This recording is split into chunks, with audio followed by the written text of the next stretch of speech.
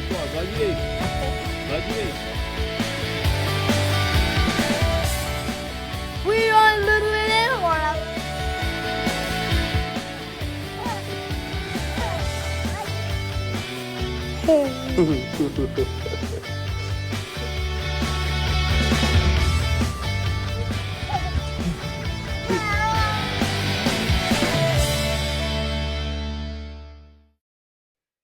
Olá a todos, eu sou o Henrique Vicentini aqui do canal Eu Paterno e hoje nós vamos refletir um pouco sobre o meu último post lá no Instagram. Traz uma pergunta, o que é ser pai? Eu comento lá sobre um livro que me inspirou a criar esse texto e o livro que eu queria mostrar para vocês é esse aqui, ó. Ainda existe a cadeira do papai, conversando sobre o lugar do pai na atualidade. As pesquisadoras, elas são terapeutas, então elas queriam responder essa pergunta, o que é ser pai? Ou se ainda existe essa cadeira, né, esse lugar do pai dentro das configurações familiares na atualidade. E elas fazem isso buscando diferentes visões, então elas procuram visões dos próprios pais, das mães, das crianças, dos adolescentes, e inclusive algumas pessoais delas mesmas, né? Eu achei muito interessante o conceito, tentando responder essa pergunta. Claro que não vai ter uma resposta óbvia, vamos dizer assim, mas algumas coisas me chamaram muita atenção e que eu queria dividir aqui com vocês. A primeira delas é a visão dos pais. São visões muito similares dos pais e das mães, que ainda traz uma questão de responsabilidade do pai. Como se o pai ele tivesse essa questão da responsabilidade de ser o provedor da casa.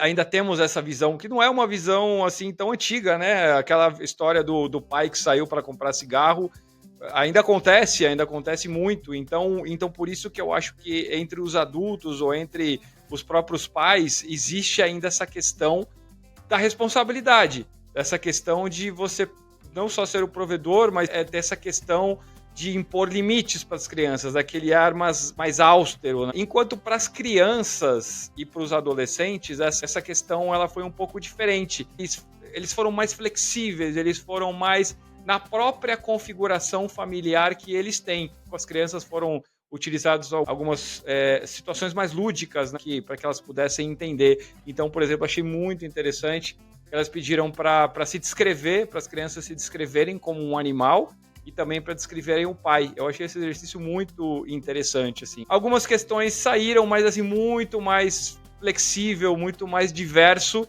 do que as respostas que as mães e os pais deram. Algumas coisas saíram um pouco mais, que o pai é um pouco mais quieto do que a mãe, é mais flexível, que eu achei muito interessante, porque a gente sempre fica com aquela ideia na cabeça de quando seu pai chegar, você vai se ver com ele, né? Enquanto, na verdade, o que as crianças trouxeram foi que os pais têm sido mais flexíveis do que as mães e têm dito mais sim. O não tem vindo muito mais da mãe. Eu achei muito interessante isso também. Saiu um pouco mais nas falas das crianças. E uma outra coisa que eu achei muito interessante também é que as crianças, dificilmente elas colocaram o pai como herói. E eu acho que é outro paradigma que a gente tem também, né, do pai ser o herói da criança.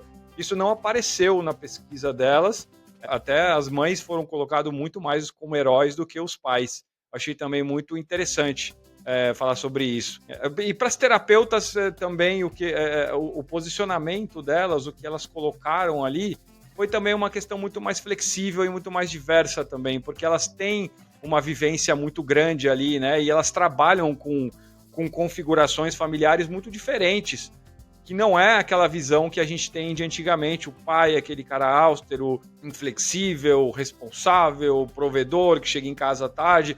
Não é, porque as configurações familiares são muito diferentes. Tem casais onde a mãe é a provedora, tem casais homossexuais tanto masculinos quanto femininos, em alguns casos até o pai é um pai solteiro também, então as configurações elas mudaram demais. Até outras figuras paternas também. Então a questão, por exemplo, de crianças criadas por avós ou criadas por tios, ou seja, as configurações elas são tão diferentes que eu acho que tanto as terapeutas que trabalham com isso e veem essas novas configurações, e as crianças muito mais reais do que os adultos, né? Elas não têm esse papel Não, a minha família funciona assim, a família do meu coleguinha funciona completamente diferente e a família dos meus primos também é totalmente diferente. Então, não tem isso, né? Não tem esses papéis, não tem essa cadeira, né? Como diz aqui, a cadeira do papai ou a cadeira da mamãe são cadeiras diferentes. Não, a minha família funciona desse jeito. Então, é assim que eu vou descrever o meu pai, é assim que eu vou descrever a minha mãe. Muitas vezes não vai ser daquela maneira que a gente tem na cabeça, aquele pai austero. Às vezes sim, às vezes pode ser que assim seja, mas muito mais diverso. Então, eu gosto muito dessa visão deles, assim, efetivamente olhar para o que está acontecendo e não ter aquelas representações que nós temos, né? E uma outra coisa que eu trouxe lá no texto também, o texto está muito bom, leiam lá o texto, eu gosto muito desse texto.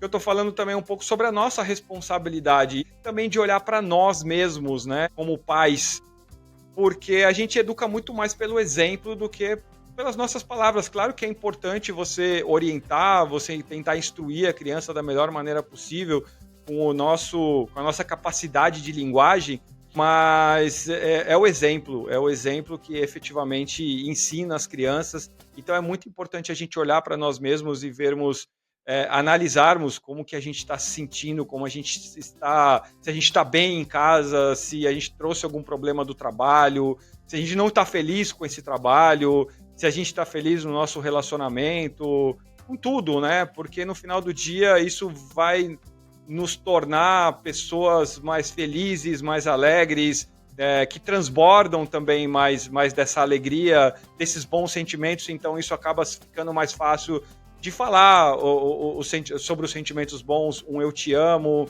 um parabéns pelo que você fez hoje, parabéns pela sua atitude. Então acaba transbordando isso de uma maneira muito mais fácil. Então é importante que a gente olhe para nós, porque a gente não tem ideia do impacto que isso tem nas crianças e no impacto que isso tem na educação delas. É muito mais do que as nossas palavras, é muito mais sobre o que a gente é, como nós estamos e como nós refletimos isso para as nossas crianças. Eu espero que vocês tenham gostado do episódio de hoje. Nos vemos em muito breve.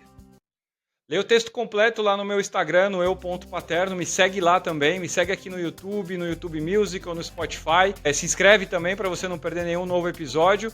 E se puder, compartilha também esse conteúdo com outras pessoas, que também possa ser interessante refletir sobre isso, escutar sobre isso e também ler sobre todos os assuntos que a gente tem discutido aqui no meu canal.